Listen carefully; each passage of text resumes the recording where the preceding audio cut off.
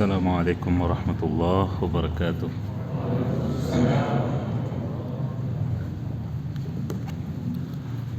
الحمد لله رب العالمين والعاقبة للمتقين فلا عدوان إلا على الظالمين. أشهد أن لا إله إلا الله وحده لا شريك له وأشهد أن محمدا عبده ورسوله صلوات الله وسلامه عليه وعلى آله وأصحابه أجمعين. يا أيها الذين آمنوا اتقوا الله حق تقاته ولا تموتن إلا وأنتم مسلمون. يا أيها الناس اتقوا ربكم الذي خلقكم من نفس واحدة وخلق منها زوجها وبث منهما رجالا كثيرا ونساء واتقوا الله الذي تساءلون به والأرحام إن الله كان عليكم رقيبا. يا أيها الذين آمنوا اتقوا الله وقولوا قولا سديدا يصلح لكم أعمالكم ويغفر لكم ذنوبكم ومن يطع الله ورسوله فقد فاز فوزا عظيما. أما بعد فإن أصدق الحديث كتاب الله وخير الهدي هدي محمد صلى الله عليه وسلم وشر الأمور محدثاتها وكل محدثة في الدين بدعة وكل بدعة ضلالة وكل ضلالة في النار. Ma'asyiral ikhwah wal akhwat, kembali kita panjatkan puja-puji syukur kehadirat Allah Subhanahu wa taala atas berbagai nikmat karunia-Nya. Salawat dan salam kita haturkan kepada Nabi tercinta termulia Muhammad sallallahu alaihi wasallam. Begitu pula kepada keluarga beliau, para sahabat setia beliau dan seluruh pengikutnya. Jamaah yang saya hormati dan dirahmati Allah, pada kesempatan yang lalu kita telah mulai dengan lafzul jalalah, yaitu asmaul husna, dengan pembagian pertamanya yaitu asma-asma yang mewujudkan kecintaan dan kedekatan dengan Allah Azza wa Jal, dan kita telah selesaikan lafzul jalalah, yaitu Allah.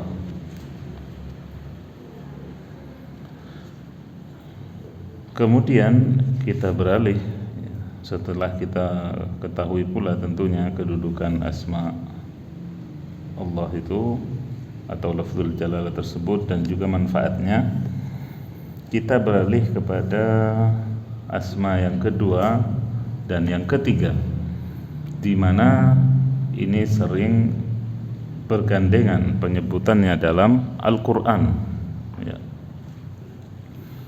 yaitu Ar-Rahman dan Ar-Rahim.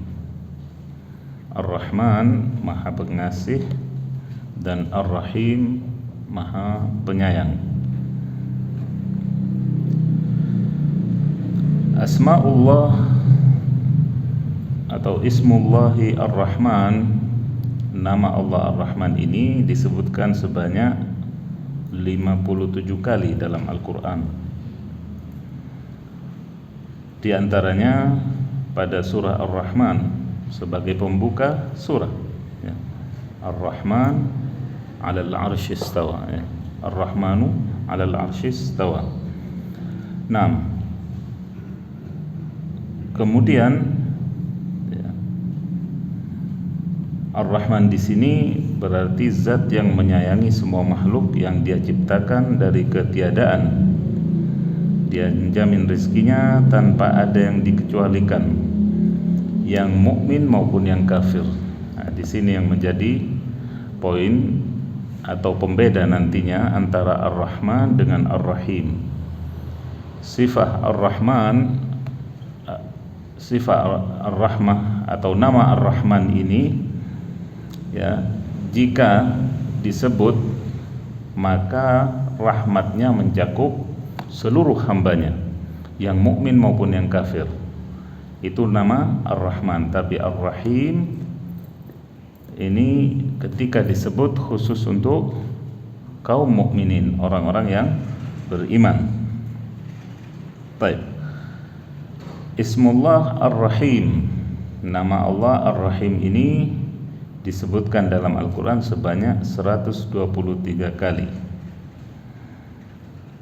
Di antaranya pada pembukaan setiap surah, menurut pendapat sebagian ulama adalah surah pertama dari Al-Fatihah, ya, Bismillahirrahmanirrahim. Juga pada surah Al-Ahzab, pada surah ada surah Al-Ahzab ayat 43, di sini ya disebutkan dengan jelas perbedaannya antara Ar-Rahman dengan Ar-Rahim, dan spesifikasinya kekhususan daripada nama Ar-Rahim pada ujung ayatnya 43 dari Al-Ahzab, wa kana bil mu'minina rahima. Sedangkan Allah terhadap hamba-hambanya yang mukmin itu amat sayang, amat menyayangi. Atau ketika pada surah At-Taubah 128, ketika Allah menceritakan tentang sifat-sifat Nabi Muhammad sallallahu alaihi wasallam, laqad ja'akum rasulun min anfusikum azizun alaihi ma anittum harisun alaikum bil mu'minina raufur rahim. Bil mu'minina, sedangkan Muhammad itu atas orang-orang yang beriman rauf, amat iba, rahim, dan juga amat sayang. Dua ayat ini ya jelas memberikan keterangan pembeda antara nama Ar-Rahman dengan Ar-Rahim, dan khususnya menegaskan tentang bagaimana arah atau cakupan daripada Ar-Rahim yang khusus kepada kaum beriman. Kedudukan dua asma ini ya, nama Ar-Rahman dan Ar-Rahim. Kedudukannya, yang pertama, Allah membuka awal surah dalam Al-Quran dengan dua nama agung ini ya, setiap kita membuka mushaf ya, pertama yang kita jumpai dari Asma'ullah dua nama ini, Bismillahirrahmanirrahim. Kemudian yang kedua ya, dijadikan tanda turunnya Al-Quran yang merupakan petunjuk dan keterangan ya. Kemudian yang ketiga ya, setan tak mampu berdiri menghadapi dua asma Allah ini. Kemudian yang keempat, Sulaiman alaihissalam memulai suratnya kepada Ratu Balqis dengan menyebut dua asma ini. Pada surah An-Naml ayat 31 atau dari 29 sampai 31 ya, tepatnya pada ayat yang ke-30 Allah nyatakan ya, ketika menceritakan kejadian itu, innahu min Sulaimana wa innahu bismillahirrahmanirrahim alla ta'lu alayya wa'tuni muslimin ya. Sesungguhnya surat ini dari Sulaiman, kata Nabiullah Sulaiman ya, dan ya, atas nama Allah yang Maha Penyayang, pengasih lagi Maha Penyayang, agar kalian alla ta'lu alayya, agar kalian jangan pongah kepadaku, wahai kerajaan Saba, ratu dan semua bala tentaranya, dan datanglah dengan menyerahkan diri kepadaku. Subhanallah. Nabi Sulaiman membuka suratnya dengan ya, nama ini ya. Ungkapan yang sangat singkat, padat, tapi penuh dengan kewibawaan. Ya. Subhanallah.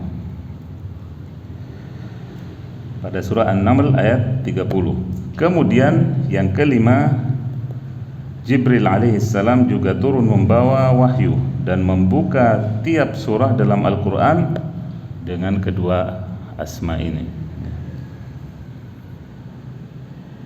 kecuali tentunya surah At-Taubah. Dan begitulah segala sesuatu itu biasanya memang ada pengecualiannya, termasuk dalam Al-Quran ini semua dimulai dengan basmalah, hanya At-Taubah yang tidak, karena itu akan membuka nanti cakrawala dan juga rahasia yang ada di dalamnya. Baik. Kemudian yang keenam, ada yang keenam, ada Ar-Rahim, yaitu rahim. Rahim yang kita pernah tinggal di situ 9 atau 10 bulan. Ya.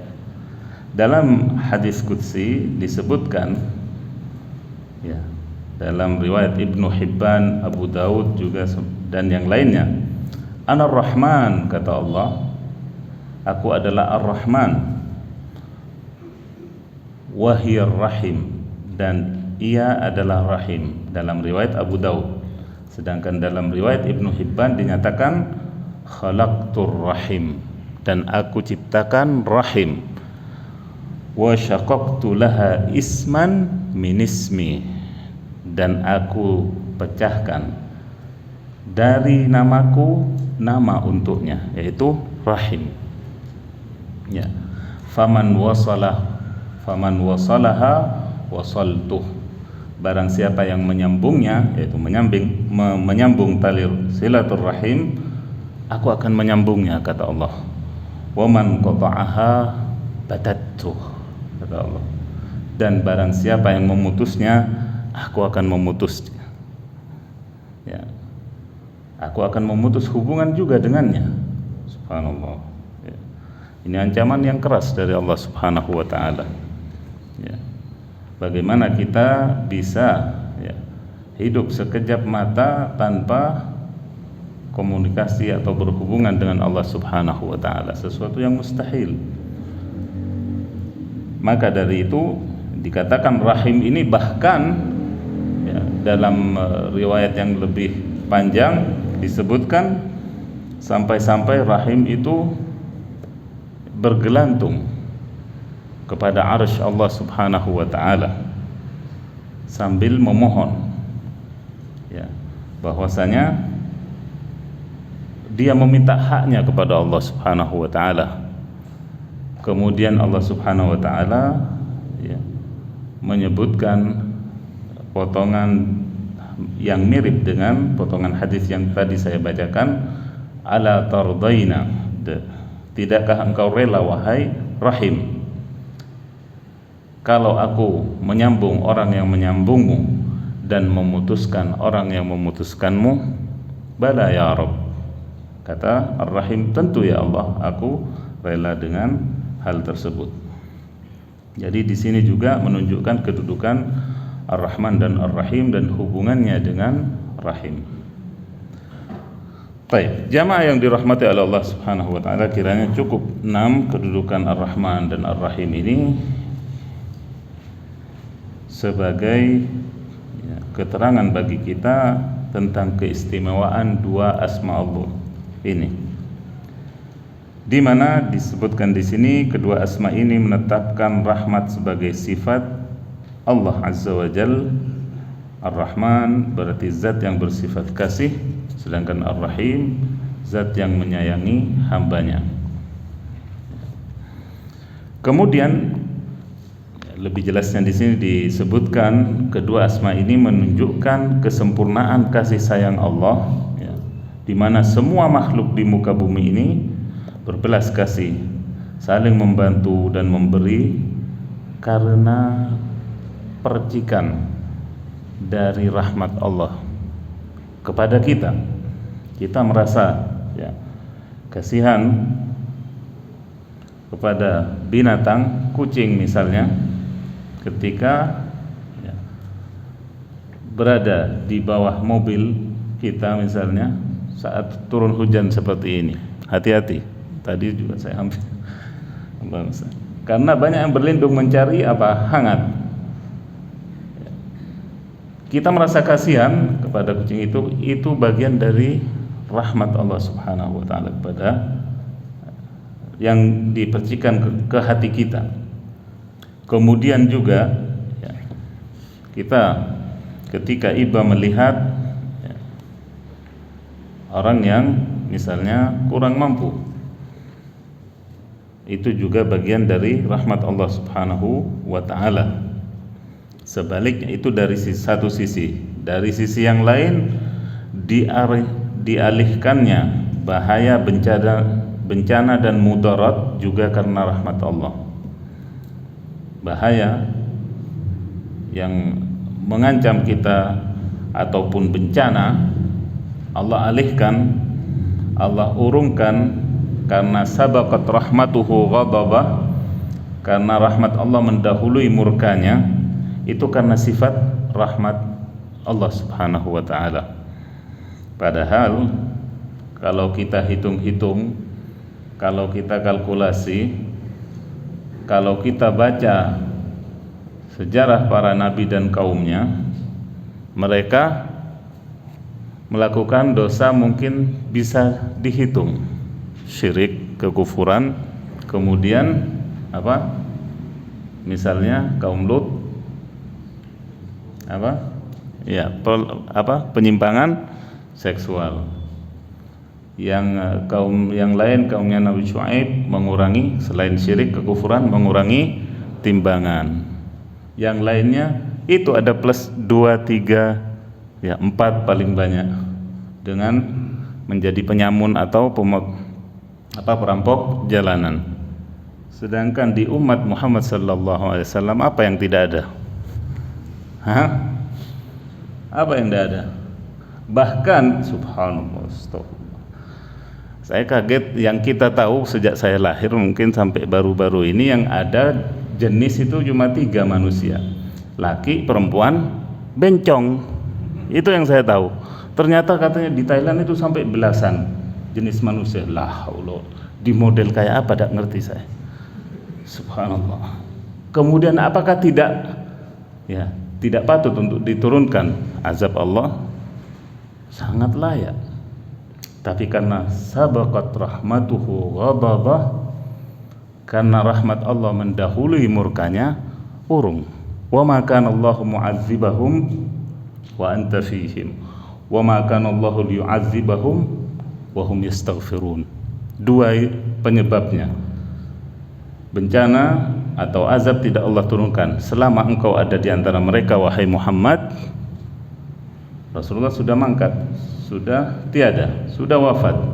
Berarti tinggal satu lagi sebabnya yang mengurungkan azab Allah itu turun, yaitu masih banyaknya di antara kita yang beristighfar.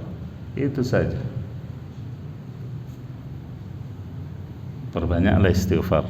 Mari kita perbanyak istighfar, ya. Baik, ini sekali lagi pertanda rahmat Allah Subhanahu wa taala, ya.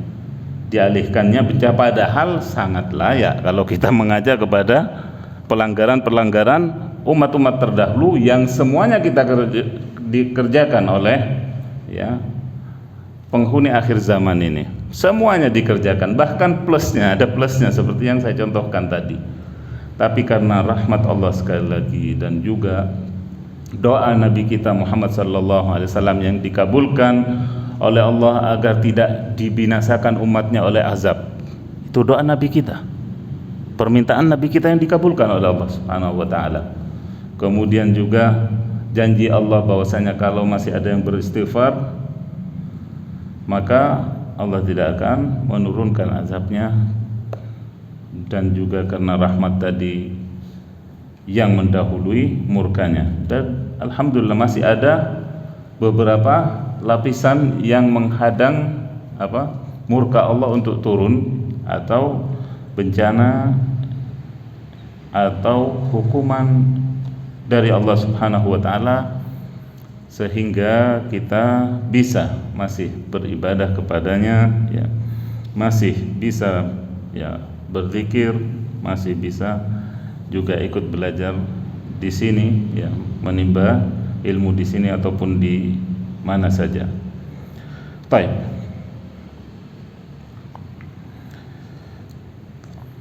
Di sini kemudian dijelaskan rahmat atau belas kasih Allah yang terbagi menjadi dua, secara umum maupun khusus.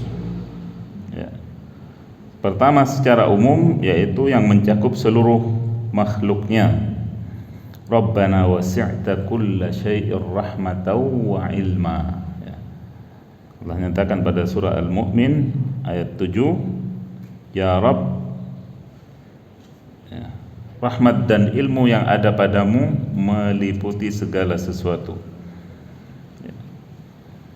Meliputi segala sesuatu rahmat Allah Subhanahu wa taala, ya.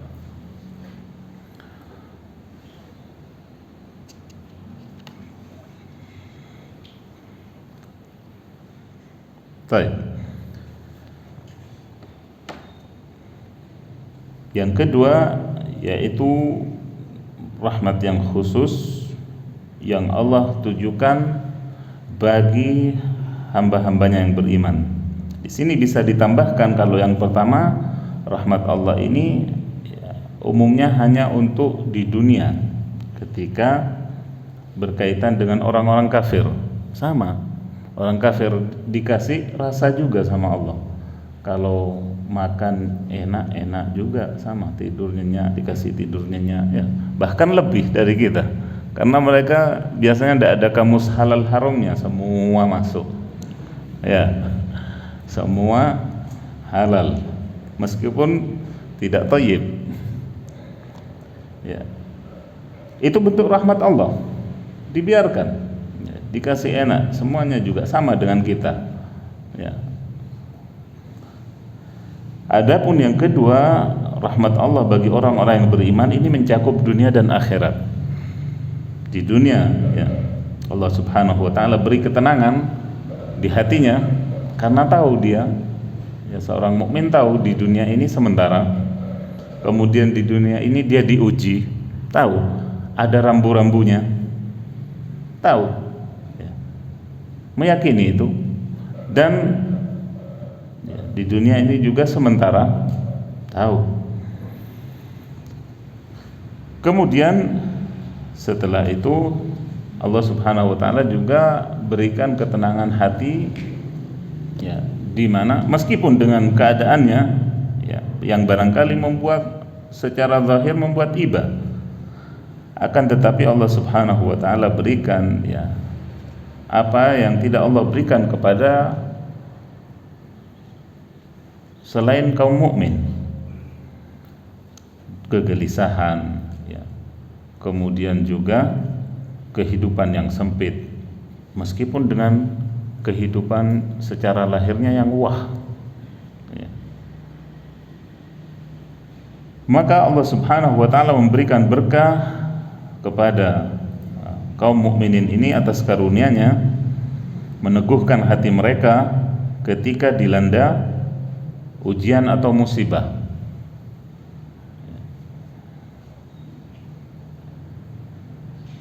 Itu di dunia. Ajaban li amril mu'min, kata Rasulullah SAW, sungguh menakjubkan perkara seorang mukmin. In asabahu sarra syakar wa kana khairan lah. Kalau dikasih senang, dikasih lapang, apa? Bersyukur, dan itu baik baginya. Wa in asabathu dharra sabar wa kana khairun lah. Kalau dikasih sempit, dikasih ujian, dikasih sakit, dikasih yang lain-lain, maka dia sabar dan itu baik baginya. Wala yakunu dzalika illa lil mu'min, dan itu tidak terjadi kecuali kepada orang yang beriman. Itu di dunia. Sedangkan di akhirat nanti Allah Subhanahu wa taala menyiapkan baginya ampunan dosa, kemudian ridha atas mereka. Kalau sudah Allah ridha, maka Allah masukkan ke surganya, Allah jauhkan dari azab nerakanya. Ini bentuk rahmat Allah Subhanahu wa ta'ala atas mereka, atas hambanya yang beriman. Berbeda dengan yang tadi,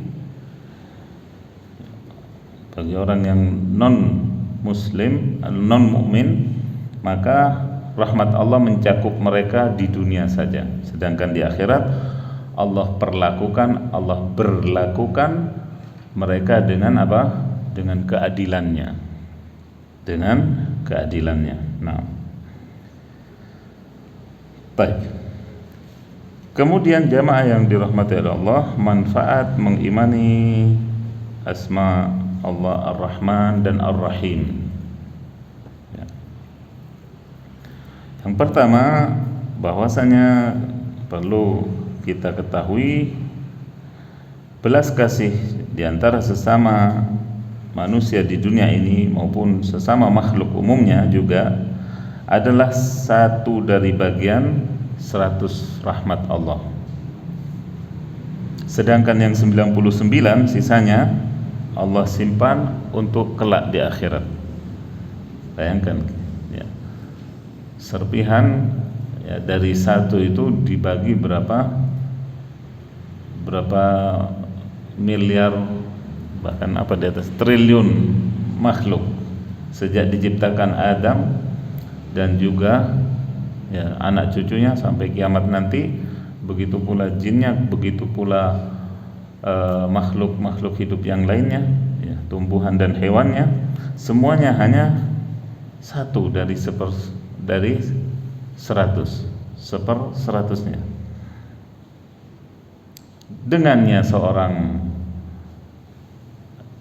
ibu atau orang tua itu mengasihi anaknya, dengannya juga ya, pasangan antar sesama manusia itu suami dan istri saling ya, mengasihi, dengannya banyak hal ya. Bahkan harimau yang seganas itu pun sayang kepada anaknya karena bagian dari serpihan ini. Lalu bagaimana dengan 99 yang nanti bakal Allah Subhanahu wa ta'ala tuangkan kepada siapa?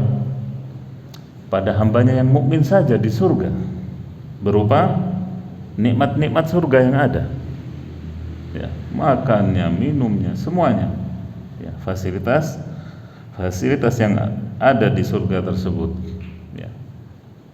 Makanya dinyatakan bahwasanya sifat surga itu mala ainun ra'at wala udhunun sami'at wala khatara ala qalbi bashar. Tidak pernah terlihat oleh mata, tidak pernah terdengar oleh telinga, merdunya suara-suara yang ada di surga, juga bahkan tidak terbetik dalam hayalan seorang makhluk pun. Luar biasa, karena bagian daripada 99 ini ya. Kemudian yang kedua, melahirkan sifat kasih terhadap semua manusia dan bersikap sayang terhadap sesama mukmin ya.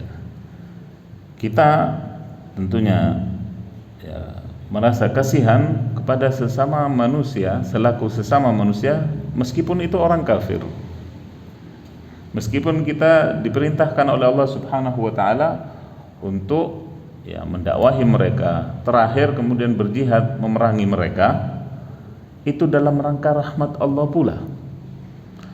Sebab kita tidak mau masuk surga, tidak ingin masuk surga cuma ya serombongan kecil, kita ingin semuanya, ajak mereka juga untuk masuk surga, ya kan?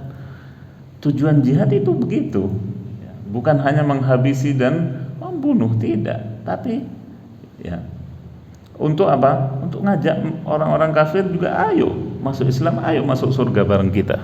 Itu loh risalah Islam yang sebenarnya ya. Sebagaimana dinyatakan juga dalam salah satu riwayat bahwasanya di antara manusia itu memang ada yang harus diseret untuk masuk surga, ada yang harus diseret untuk masuk surga ya. Semoga kita tidak termasuk yang demikian tentunya. Ya. Cukup dengan dakwah, cukup dengan bayyinah, cukup dengan hujjah, kita mau surga. Ya. Baik. Kemudian bersikap sayang terhadap sesama mukmin. Ya. Yang ketiga, rahmat Allah dalam hukum syariatnya juga jelas. Ya. Baik dalam rangka menjaga agama, memelihara jiwa dan raga, kemudian akal pikiran, nasab keturunan, hingga harta kekayaan. 5 perkara ini disebut dalam fikih Islam sebagai ad-daruriyatul khams.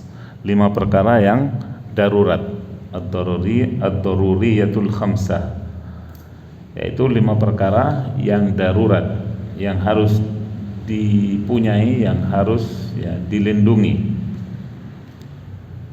Syariat Islam melindungi 5 perkara ini, agama. Ya, makanya dilarang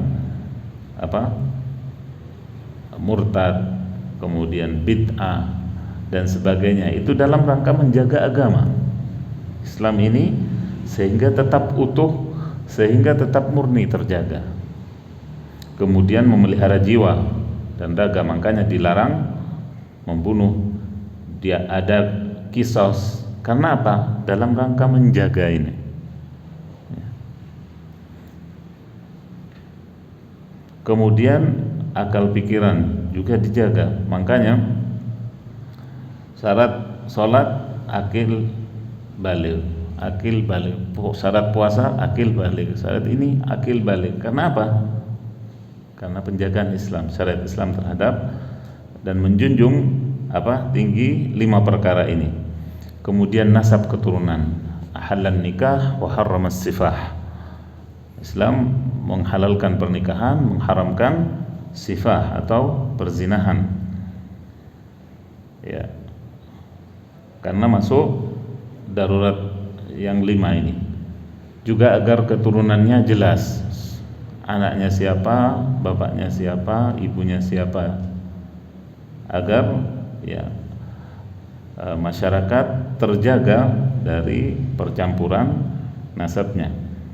Kemudian harta kekayaan juga, makanya ada aturan halal haramnya, ada aturan riba tidak boleh dan sebagainya. Itu dalam rangka sekali lagi menjaga harta yang merupakan salah satu daripada 5 perkara-perkara darurat.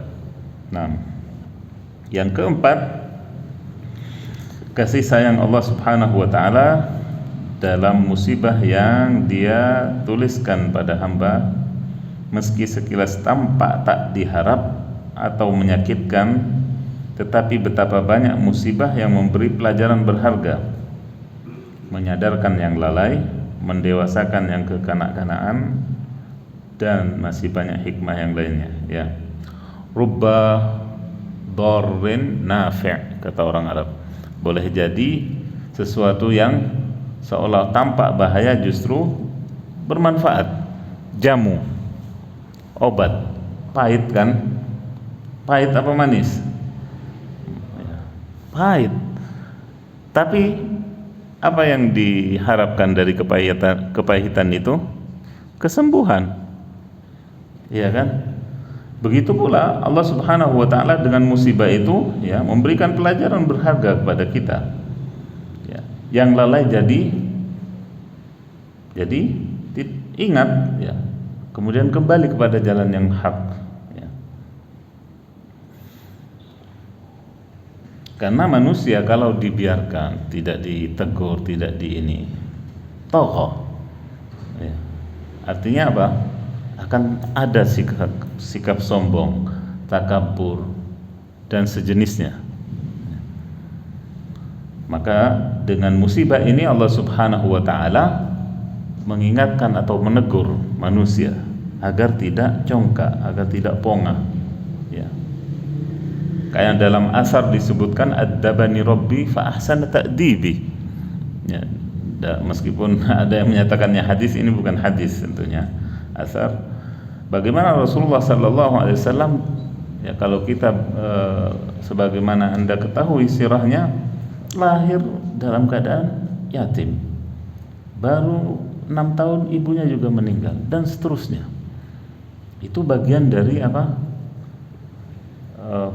Pengayaan ataupun juga gemblengan dari Allah Subhanahu wa taala untuk mempersiapkan mental fisik Rasulullah sallallahu alaihi wasallam, ya. Dan mendewasakan beliau sejak beliau masih kecil. Luar biasa, tarbiyah rabbaniyah. Dan kalau kita juga membaca banyak cerita orang-orang sukses, orang-orang besar, umumnya memang dari kecilnya ya, penuh dengan rintangan, cobaan, ya, musibah. Seperti itu. Dan itu bagian daripada rahmat serta kelembutan Allah Subhanahu wa ta'ala terhadap hambanya. Nah, yang kelima, rahmat Allah bagi wali-walinya dan bagi hamba yang saleh dengan mengabulkan doa mereka, memudahkan urusan mereka, dan menolong mereka atas musuh-musuhnya. Ya, jelas sekali bahwasanya Allah Subhanahu wa ta'ala mengabulkan doa mereka, ya. Kemudian memudahkan urusan mereka, meskipun secara kasat mata, hitung-hitungan tidak masuk, tapi masuk, ya. Karena Allah yang memudahkan urusannya, ya. Untuk haji misalnya, ya harus antri, ya harus berapa duit, tapi dengan doa, ya, dengan tadbir, dengan ya, kemudahan yang Allah berikan, ada saja jalan. Subhanallah, ya. Dan ini banyak kita dengar, banyak kita saksikan, mungkin sebagian kita mengalaminya pula. Kemudian mereka menolong mereka atas musuh-musuhnya, terutama ya para nabi. Kalau kita melihat bagaimana Allah Subhanahu wa ta'ala menolong mereka di saat yang sangat terjepit. Nabi Musa alaihissalam misalnya, bagaimana ya, laut di depannya, di belakangnya siapa? Fir'aun dan bala tentaranya. Inna lamudrakun, kata pengikut Nabi Musa, sebagian pengikut Nabi Musa, kena sudah kita, kena. Ya apa? Di belakang tentara Fir'aun dan bala tentaranya, di depannya bukan jalan buntu lagi, laut. Khalas, inna lamudrakun. Tapi dengan keyakinan yang penuh, Nabi Musa maju di antara para pengikutnya untuk kemudian menegaskan dan menguatkan mereka dengan menghentakkan tongkatnya, kalla inna ma'i rabbi sayahdin. Sekali-kali tidak, kita ini bersama Allah Subhanahu wa ta'ala. Allah bersama kita, Dia akan kasih aku petunjuk. Kemudian terjadilah apa yang terjadi. Allah perintahkan apa? Musa alaihissalam untuk melemparkan tongkatnya ke laut. Apa artinya tongkat Musa dibandingkan laut merah yang ada di depannya? Akan tetapi Allah Subhanahu wa ta'ala hanya ingin memperlihatkan bagaimana upaya Musa alaihissalam dan ketaatannya kepada Allah, kemudian kekuasaan Allah dengan membelah laut sehingga ya, menjadi tempat kebinasaan Fir'aun dan bala tentaranya.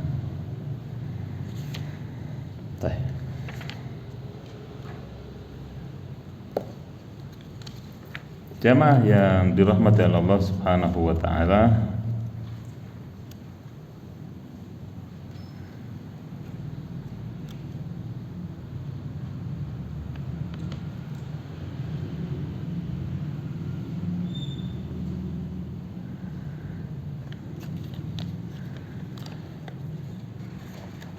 beralih ke asma berikutnya, yaitu Al-Karim dan Al-Akram.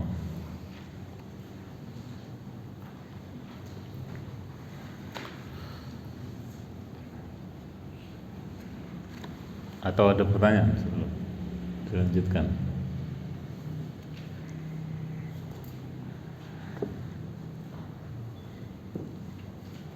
Baik, kita lanjutkan. Asma Allah Al-Karim disebutkan hanya 3 kali dalam Al-Quran, seperti pada surah Al-Infitar, A'udzu billahi as-sami'il 'alim minasyaitonir rajim, ayat ke-6, Ya ayyuhal insan ma gharraka bi rabbikal karim. Ya ayyuhal insanu ma gharraka bi rabbikal karim. Wahai sekalian manusia, apakah yang memperdaya kalian terhadap Rabb kalian yang maha pemurah?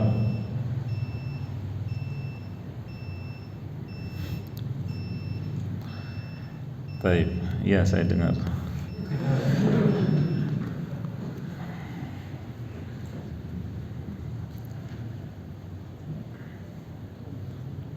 Baik, dilanjutkan.